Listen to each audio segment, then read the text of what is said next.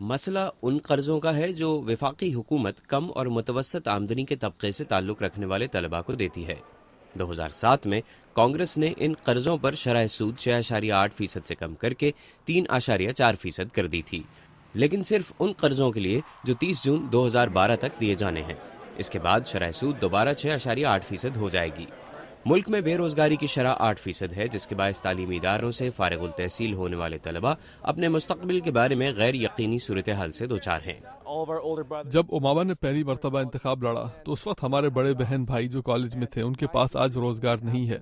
مجھے اپنی ڈگری کا کوئی فائدہ نہیں ہوگا اگر ملک میں روزگار موجود نہیں ہے۔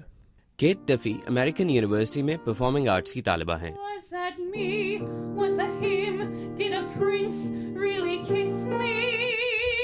وہ 1 مہینے میں ڈگری مکمل کر لیں گی۔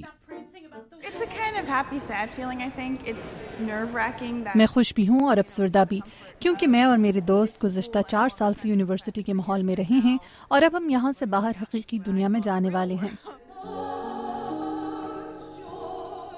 ڈفی کی دوست اینجلا ملر بھی گریجویٹ ہونے والی ہیں۔ یہ دونوں میوزک اور تھیٹر میں اپنا کیریئر بنانا چاہتی ہیں۔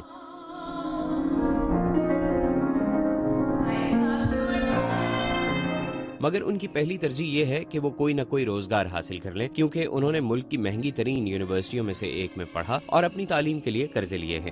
گریجویٹ ہونے کے بعد ان دونوں پر 2 لاکھ کا قرضہ ہوگا۔ مجھے نہیں پتا کہ کیا ہوگا اور نہ ہی میں اسے مکمل طور پر سمجھ سکی ہوں، نہ میں سمجھ سکوں گی جب تک کہ مجھے قرض کی قسطوں کے بل نہیں آنا شروع ہوتے۔ 2012 امریکہ میں صدارتی انتخاب کا سال بھی ہے۔ اسٹوڈنٹ لونز صدر اوباما کی کیمپین میں ایک اہم موضوع بن چکے ہیں۔ We can't make higher education a luxury. It's an economic imperative. Every American family should be able to afford it. Republicans اس کے اخراجات صدر اوباما کے ہیلتھ کیئر بل پر آنے والے اخراجات کم کر کے ادا کرنا چاہتے ہیں، جبکہ سینٹ میں ڈیموکریٹس امیروں پر ٹیکس میں اضافہ اور آئل اور گیس کمپنیوں کو دی جانے والی رعایت ختم کر کے اسٹوڈنٹ لونز کی شرح سود کو پہلے والی سطح پر برقرار رکھنا چاہتے ہیں۔ کچھ طلباء ایسے بھی ہیں جو اپنی تعلیمی قابلیت کو بھلا کر کوئی بھی جاب کرنے کے لیے تیار ہوں گے۔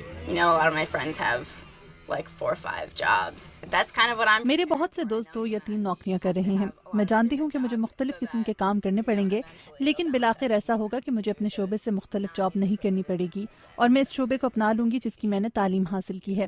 طلباء کا کہنا ہے کہ امریکی کالجوں اور یونیورسٹیوں میں تعلیم کے اخراجات ہر سال بڑھ رہے ہیں اور متوسط یا کم آمدنی والے گھرانوں کے طلباء کے لیے بغیر قرض لیے فیسیں ادا کرنا مشکل ہوتا جا رہا ہے اور وہ اپنی نسل کو قرض میں ڈوبی ہوئی نسل قرار دیتے ہیں۔